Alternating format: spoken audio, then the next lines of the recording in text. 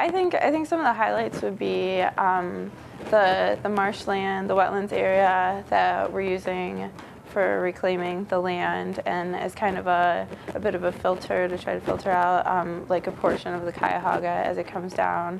The train station, that's kind of an old idea in Cleveland, but I think it's a good one, and it's something that as of right now should probably be pushed more. The research center is another big key feature of it too.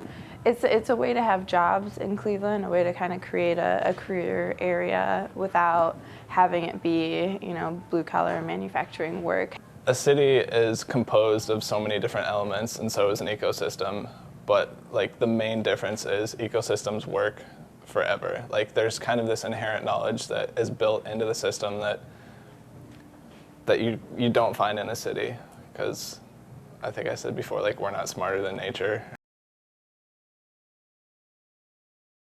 We had originally looked at this as not only like how to, you know, bring in Cleveland to the lakefront, but we had looked at kind of what Cleveland needs like immediately, which is jobs. So we were kind of looking at keeping it as an industrial site to pull in jobs, but in kind of looking through that, we're like, well, it already is an industrial site, and we're trying to reuse it and bring Clevelanders out. So kind of taking that into a newer version of that, a more updated version of not industry, but kind of a research, and trying to, you know, tie things in around that, where we're trying to bring it out of the industrial age, which is kind of ending for Cleveland.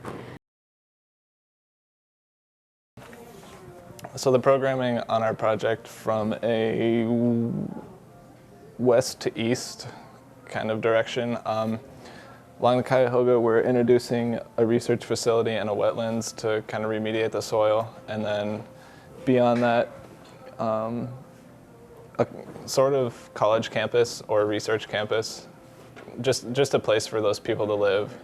And then an aquarium, which also has a research component. So, and that comes right off of West 6th. So that's kind of the point where we start to blend more public function than private function. And then continuing, we have 2 marinas in the 2 easternmost slips, and